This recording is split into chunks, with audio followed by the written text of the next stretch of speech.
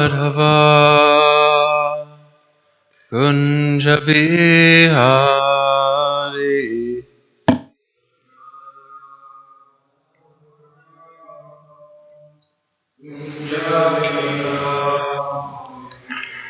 Jaya Radha Madhava Kunja Bihari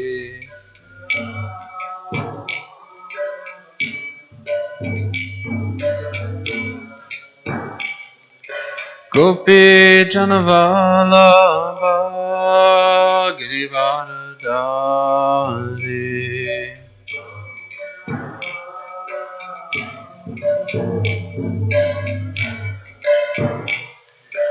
Gopi Janavalabha Girivardhari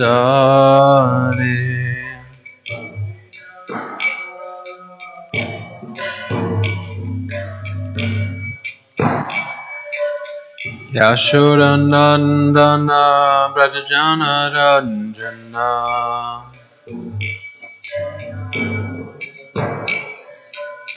Yashodanandana Brajajana Ranjana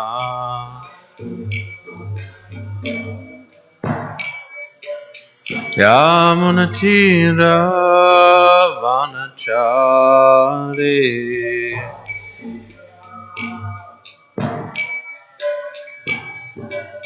Yamunatira Vanachari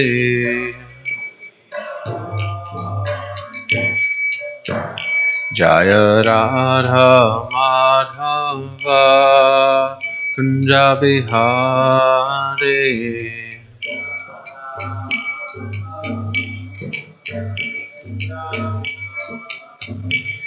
Jaya Radha Madhava Kunja Bihari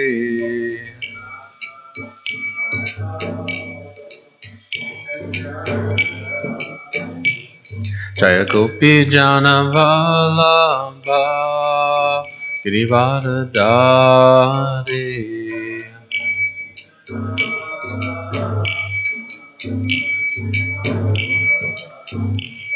Jaya Gopi Janavalabha Girivardhari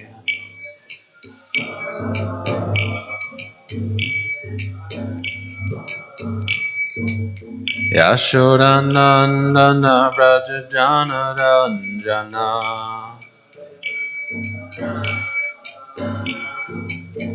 Yashodanandana Brajajana Ranjana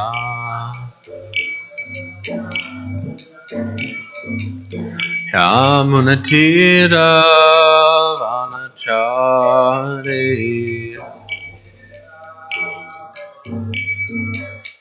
Yamunatira Vanachari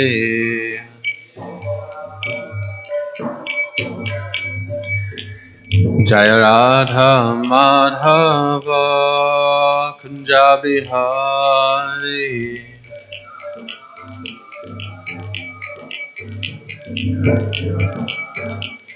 Jaya Radha Madhava Kunja Bihari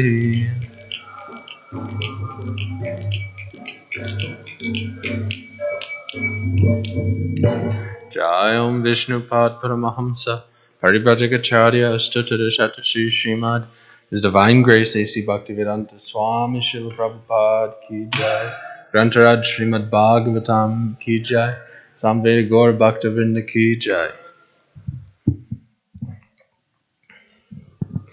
Good morning. Welcome to Srimad Bhagavatam class. Today we'll be reading from the 10th canto, 88th chapter, 33rd through 36th verse.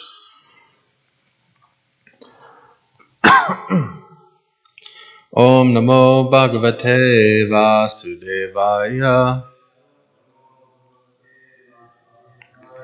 Om Namo Bhagavate Vasudevaya. Om Namo Bhagavate Vasudevaya. Narayanam Namaskritya Naram Chaiva Narottamam Devim Sarasatim Vyasam Tato Jayamudirayat Nasta Presha Bhadreshu Nityam Bhagavata Sevaya Bhagavati Uttamasloka Bhaktir Bhavati Naishtaki Mukam Karoti Vachalam Pangu Langayate Girim Yat Kripa Tamaham Bande Shri Gurundina Tarinam Paramananda Madhavam Shri Chaitanya Ishwaram Shri Chaitanya Mano Bhishtam Stapitam Yena Bhutale Swayam Rupa Kadamayam Dadati Swapadantikam Vancha Kalpatrubhyascha Kripa Sindhubhya Evacha Patitanam Pavanebhyo Vaishnavebhyo Namo Namaha Namom Vishnupadaya Krishna Prasthaya Bhutale Srimati Romapada Swamyati Namine Namom Vishnupadaya Krishna Prasthaya Bhutale Srimati Bhaktivedanta Swamyati Namine Namaste Saraswate Deve Gauravani Prachardine Nirvishesha Shunyavadi Paschatya Deshatardine.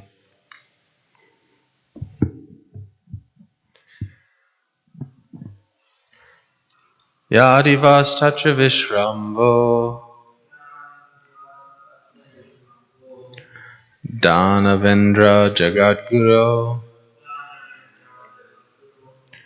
Taryangasu Swashirasi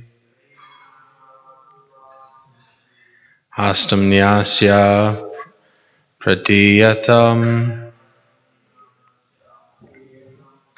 Yadivas Tatra Vishrambo Danavendra Jagadguru Tarhyangasu Swashirasi Hastam Nyasya Pratiyatam Yadivas Tatra Vishrambo Danavendra Jagadguru Tarhyangasu Swashirasi Hastam Nyasya Pratiyatam. Please chant.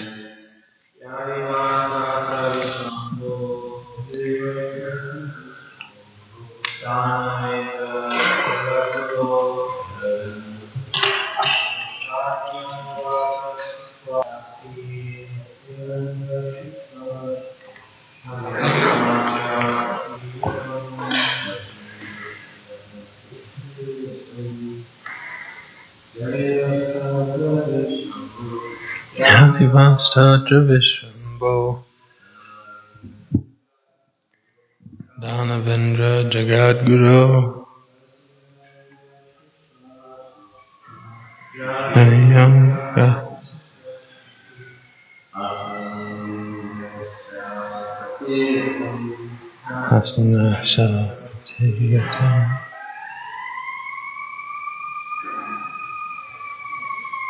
Yadi, if, va, your, tatra, in him, Vishrambaha, faith, Danava Indra, O best of the demons, Jagat, of the universe, Guru, as the spiritual master, Tarhi, then, Anga, my dear friend, Ashu, right now, Swa, your own, Shirasi, on the head, Hastam, your hand, Nyasya, placing,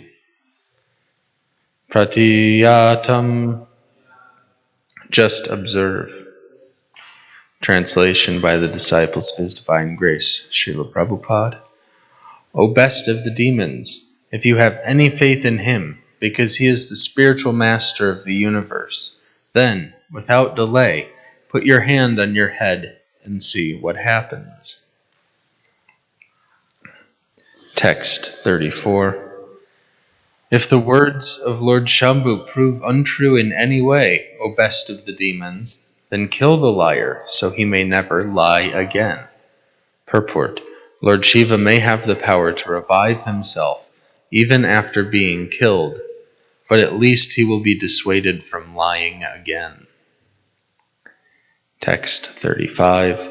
Shukadev Goswami continued, thus bewildered by the personality of Godhead's enchanting, artful words, foolish Vrika, without realizing what he has done, placed his hand on his head.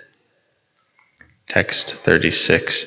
Instantly, his head shattered as if struck by a lightning bolt, and the demon fell down dead. From the sky were heard cries of victory, obeisances, and well done.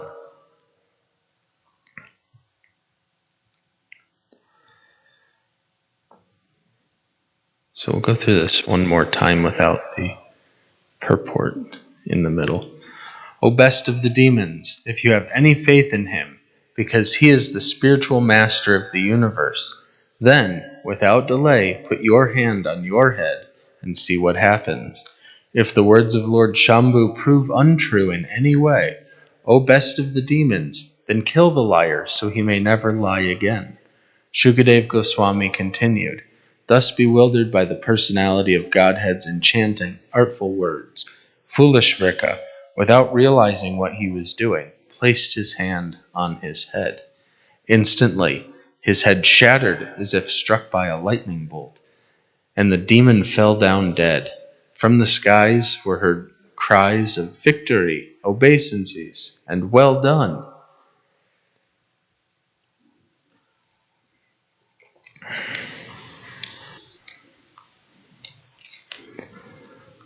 So, one thing that had come to mind while I was preparing this class is how different persons try to discern who the Supreme Personality of Godhead is and what they should ask of the Supreme Personality of Godhead.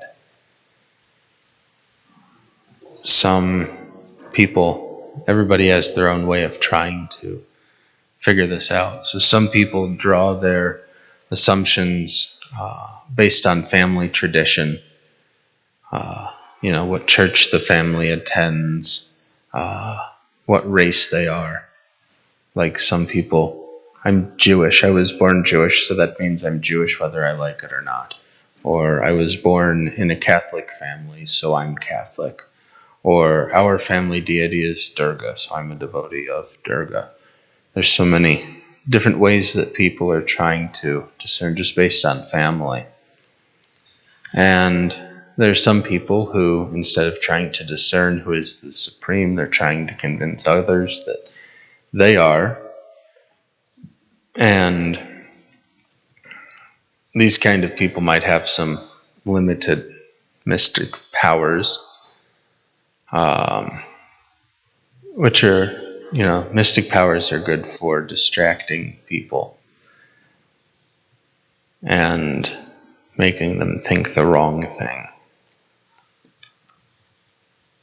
But even those who are, quite powerful mystically, we can very quickly, easily tell they're not Krishna, because at the end of the day, most of these people end up embarrassed in one way or another. It comes out that they did something wrong, or somebody, fools them in one way or another. And Krishna is never fooled by anyone. Krishna is never made to be embarrassed on another's account. So this is all of the qualities that we hear about that Krishna has. And for all of the people that are confused by who the Supreme is, we can see that nobody possesses the same qualities as Krishna. And of those qualities, there's so many different lists, but one of those qualities is that he is never humiliated. So in this pastime here, we're seeing there's lots of people that think Shiva is the supreme personality of Godhead.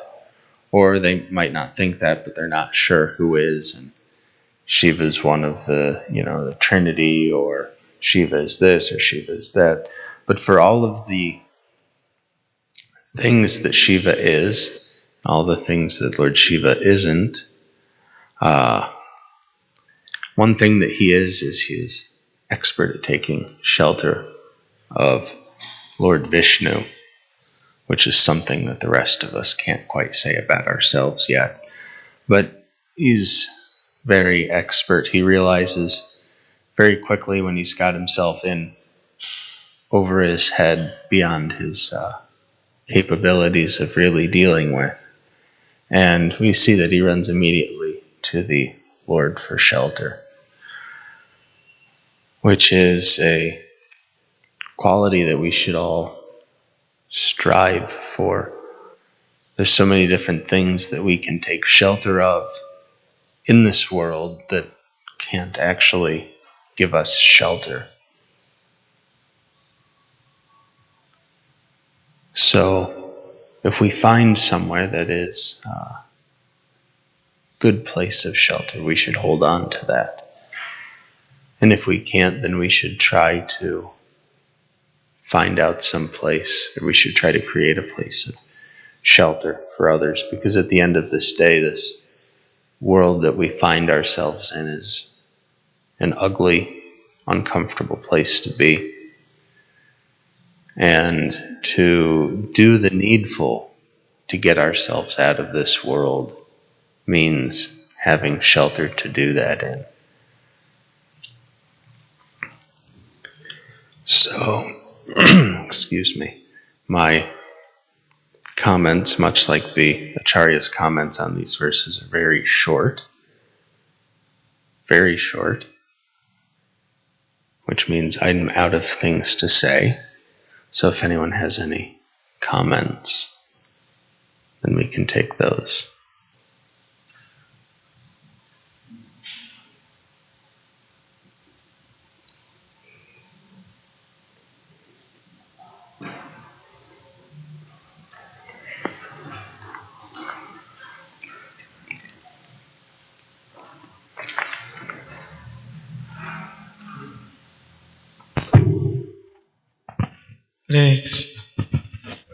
Hare Krishna.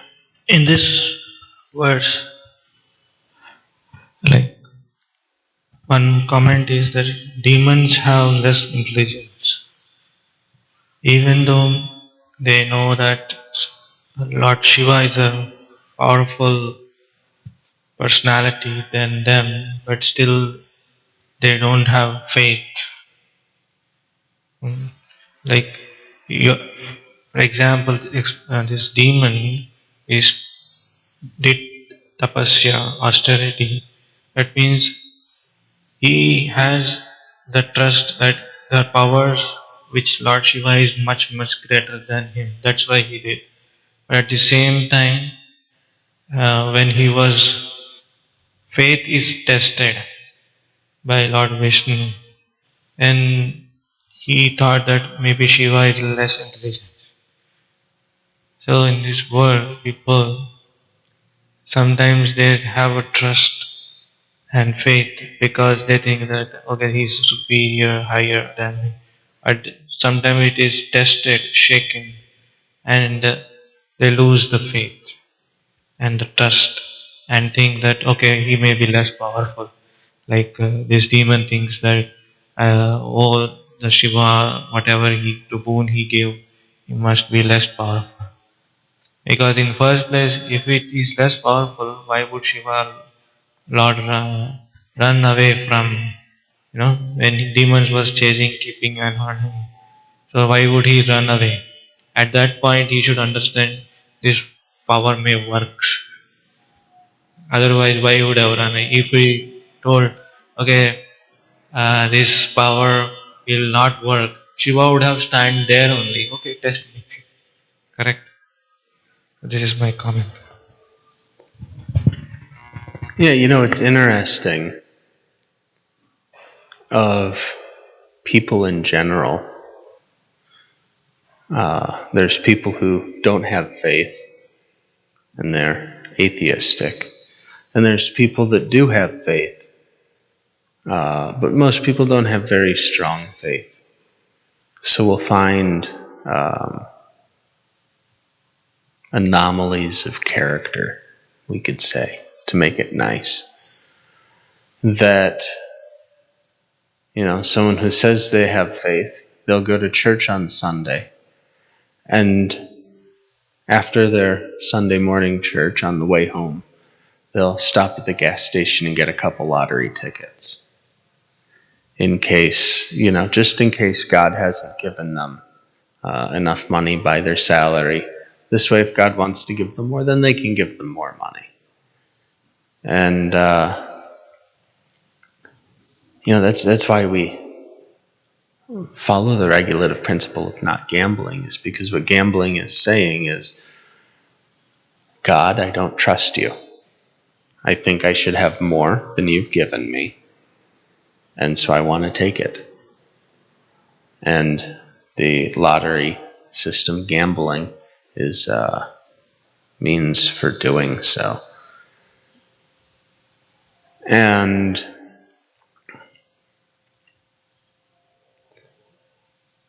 this is just people in general don't have any faith. God's already provided them everything that they could possibly want, and they still don't have any faith that they're going to be provided for. So they get involved into these speculative things, and then they, a lot of people now, they like to hear about how God wants them to be successful and God wants them to have a lot of money. And what's really happened isn't people have figured out that God wants you to have these things. They figured out that people want to hear that God wants them to have these things as a justification for their own desires. It's a negative type of confirmation bias. So in this pastime, that same kind of hesitancy is there, like, okay, they recognize that God has more power than they do. So they give some respect. But they don't have the trust. So Vrika knows that Lord Shiva is a powerful personality, that he can do certain things, he can give certain benedictions. But he's not quite sure the extent of Lord Shiva's power. There's that doubt there. And even, what to speak of demons and people in general, even among devotees, it can be hard to find somebody who's like really, really surrendered to Krishna. There's a lot of examples of personalities like that in our movement. But sometimes they can seem kind of distant because it's such a far out thing to really have surrender to Krishna. In Gora Leela, I think it was Srivas Pandit, someone was asking him, how do you maintain yourself and your family? Because he had a family. And he said, I clap my hands 3 times, and whatever the Lord has provided, I don't need. But how many people do you actually know that won't even go half that far? We have this kind of societal mindset now, not to trust in God, that we have to act upon our own endeavors to get what we deserve. It's such a It's such a preposterous thing, really, to think that we are, deserving of anything. This is a world that doesn't belong to us. It all belongs to Krishna. But we have this idea that because we're here, we can take and use whatever we please. And it's this kind of lack of real morality. That's the reason why we found ourselves in so many problems in this society, is this idea that, okay, well, we'll put some trust in divinity, but I'm not going to put all my trust there. I'm going to put my trust in myself. So when we, put the trust in ourself, then the same kind of humiliation that happened to Vrika happens to us. We might not literally explode our own head, but we're going to let ourselves down because we've placed our trust in someone who is fallible.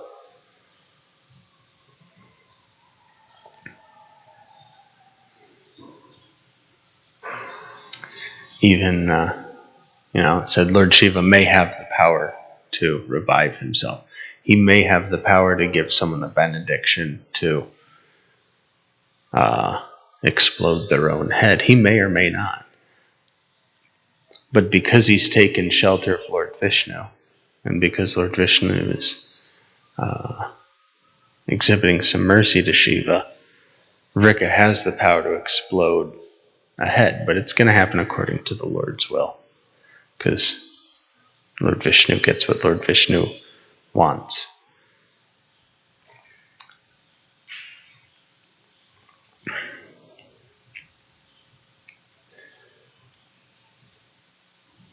So it's a kind of interesting thing we can look at, through this passage, but through so many passages in the Bhagavatam. We can look at our modern world and kind of juxtapose and understand what's actually going on in this world through the different pastimes of the Bhagavatam. That's one of the useful ways that we can understand the Bhagavatam. It's not the highest way, but it can be helpful to get an idea of what's actually going on in the world, to take that kind of abstract kind of bird's eye view.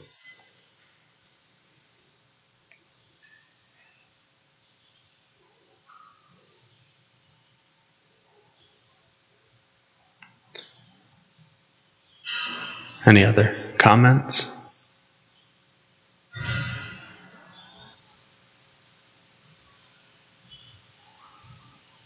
One more thing. The austerity here, as this demon performed, like in the mode of passion. Whatever you do in the mode of passion, it leads to misery. And that is sometimes even death here in this case. How do Bhagavad Gita in 1817, like three modes of material nature, and the Bhagavad Gita, Krishna says, anything if you are done, it has mixed with the modes. If you are doing in the mode of goodness, the result will be good. Mode of passion, result will be misery. Mode of ignorance is result is most abnormal condition. The devotees also perform tapasya, austerity. Like, how do we judge that when they are performing austerity, whether it is in the mode of uh, goodness or passion? Just like we say, austerity can be done.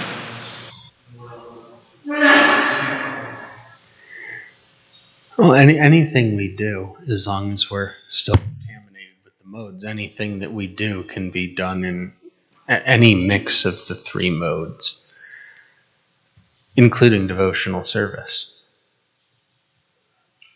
In the Gita, Krishna, when he talks about the cycle of sacrifice, he says one can go on in this way for some time. But at the end of the day, the material mode of goodness, all it really does is keeps us in this world, which is also true about the other two modes. They just keep us in better or worse positions in this world, according to how you want to analyze things. Someone who wants to be in the mode of passion is going to appreciate being in the mode of passion. Someone who wants to be in the mode of goodness is not going to appreciate being in the mode of passion. So they're gunas, right? They're ropes. They're binding us here. So when we translate this to bhakti in the modes, we get some mixed results when they're in any of the three modes. And this is the need for the devotee. First we have to come to the mode of goodness, the material mode of goodness, and then we can transcend it. Just like, you come to the temple, you can't immediately come inside from the street. You have to go through the austerity of walking up the stairs and opening the door and taking your shoes off. You can try by some other way to come in, but it's probably not going to work. So there's prescriptions given by the acharyas, how the devotees, a lot of what we consider to be great austerity, like the four regulative principles, that's just getting us up to a baseline. And there's plenty of people, including myself on most days, that think there's a little bit of austerity in chanting 16 rounds, but 16 rounds is, the bare minimum. Bhaktisiddhanta Saraswati Prabhupada said we're not human unless we chant 64 rounds.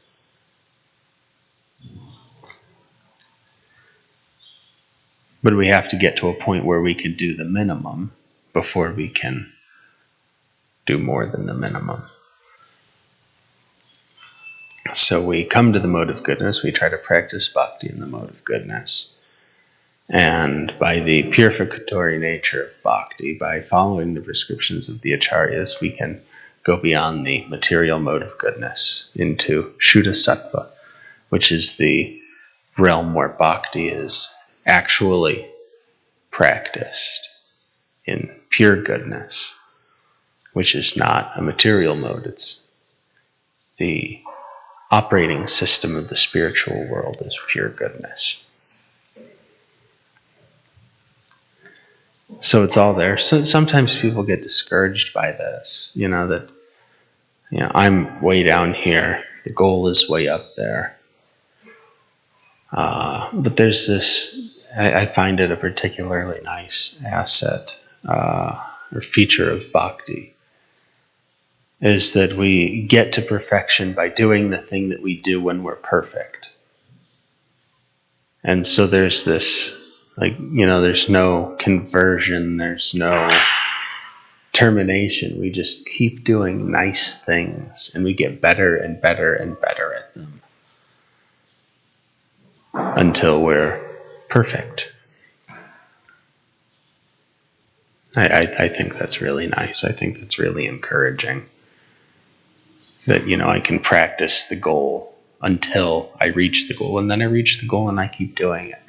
Because I've found at least that these practices are quite nice things. A little bit unnatural, at least in my contaminated thinking. A little bit unnatural, but it's actually our natural position, and that's why they're so nice, because it's what we're supposed to be doing. So we have to kind of rinse ourselves of that delusion of the modes that bhakti isn't the nice thing to do. Because we want, by contamination of the modes, we want to serve ourselves. So once we overcome that, then we realize, okay, we have to serve someone else. Well, who is that? Krishna.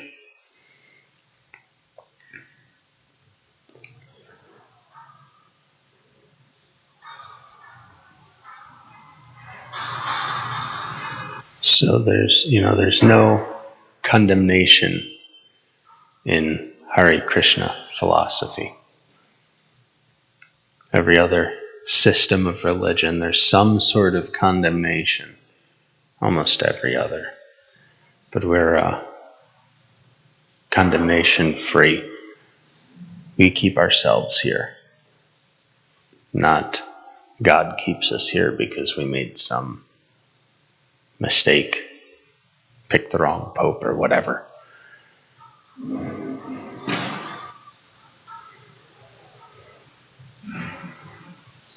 Anything else?